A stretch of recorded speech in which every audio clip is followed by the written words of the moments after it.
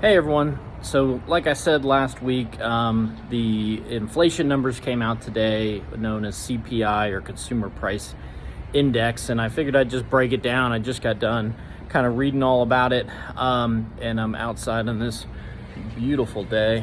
Man, I wish I could be on a porch with a margarita instead at work. But anyways, so headline came in. The headline inflation is down 1%, so from 6% to 5%. That was a bit of a shock. It was down more than they expected.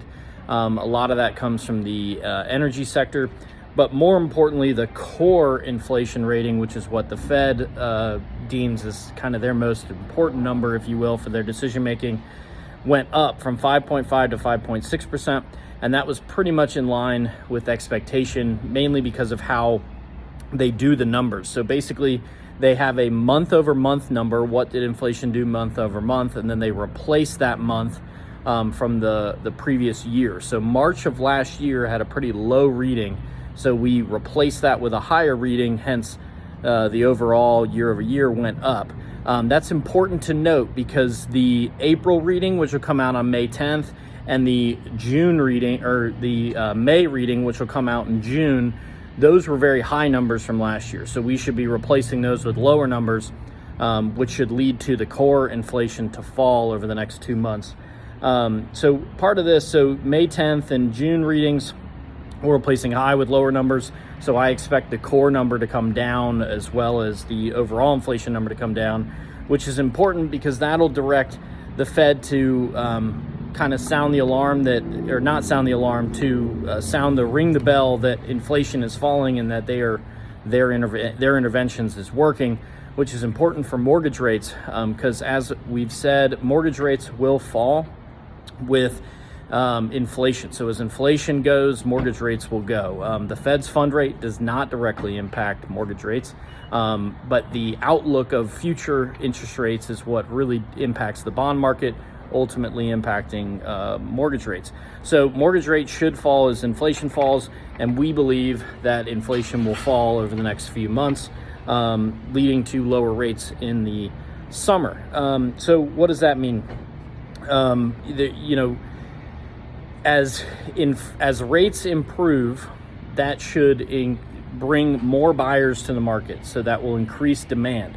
So as I said in my video last week, inventory remains at a very low level.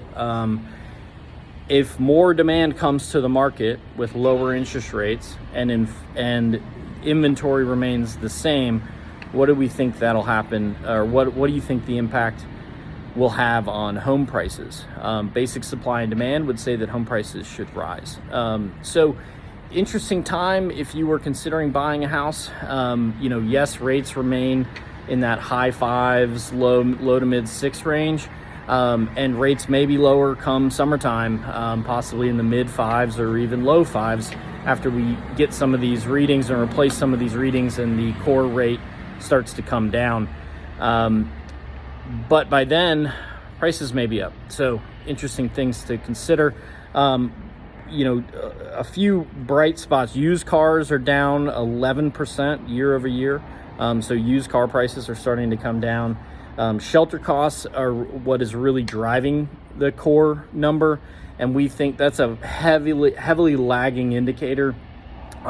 Shelter costs are sticky, right? People don't rent houses on month to months. Typically they're 12-month leases, or they buy houses. So that number will be the one that'll kind of keep the core high, if you will.